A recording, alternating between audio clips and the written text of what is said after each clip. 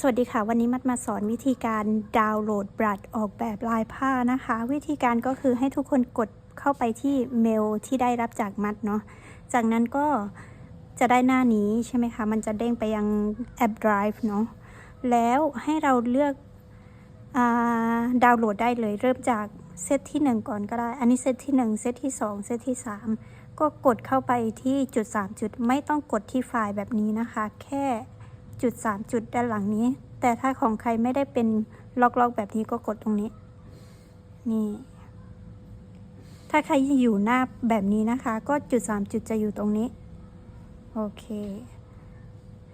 อันนี้เริ่มจากเซตที่3ก่อนก็ได้กดเข้าไปนะคะแล้วก็กดที่คำว่าเปิดในรอดาวน์โหลดสักครู่จากนั้นก็จะมีแอป Procreate ขึ้นมาแต่ถ้าของใครไม่มีตรงนี้เนาะก็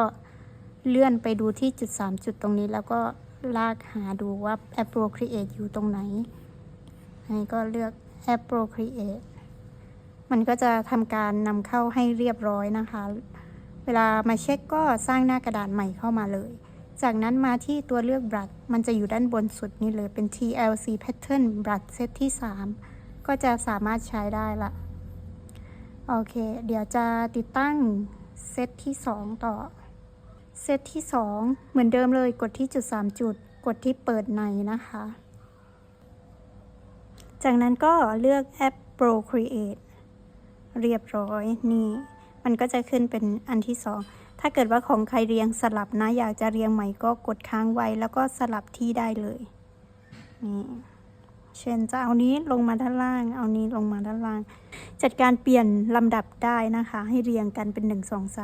3อีกอันนึงเป็นบรัดเซตที่1กดเข้าไปแล้วก็เปิดในจากนั้นก็เลือก Procreate นะคะนี่ก็จะได้ครบหมดแล้วเป็นแพทเทิร์นที่1 2แล้วก็3จากนั้นก็สามารถ create ผลงานได้เลยสำหรับพิกัดของบรัดเดี๋ยวมันจะแปะลิงก์ให้ใต้คลิปนะคะแล้วก็สำหรับคลิปนี้ก็ประมาณนี้นะคะส่วนใครที่มีคำถามหรืออยากจะถามอะไรก็สามารถทิ้งคอมเมนต์ไว้ได้เลยสำหรับวันนี้ก็สวัสดีค่ะบ๊ายบาย